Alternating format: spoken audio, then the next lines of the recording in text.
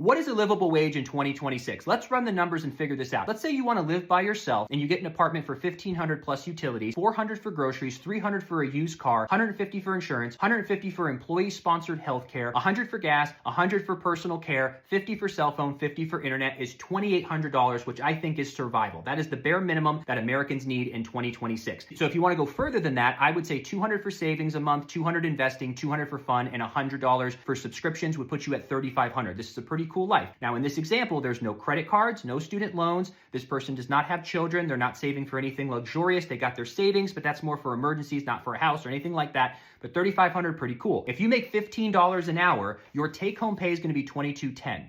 So that's going to put you below surviving. So you're probably going to need a roommate making $15 an hour. If you make $20 an hour, your take home is going to bump up to $28.80, which is going to put you right at surviving with $80 to spare, but it's surviving paycheck to paycheck, and you're kind of stressed out because you don't have much of savings or investing or anything like that. $25 an hour is going to put you at $35.60. I would say this is livable. You get everything on the list and you've got an extra $60, but it's livable paycheck to paycheck. And then $30 an hour or $62,400 is the first wage that I think puts you in the thriving category. Your take home is $42.40, and you have an extra $750 a month after everything on this list. So in America in 2026, I would say anything below $30 an hour, you're probably going to benefit heavily from a roommate, whether it's a friend, a partner, a spouse, because it's going to alleviate some of that rent burden, but it's also someone that has low debt. And it depends on where you live and how you define livable or thriving, depending on what your goals are in life. But I'd say as a blanket statement, a livable wage in 2026 in America, I would say about $25 to $30 an hour.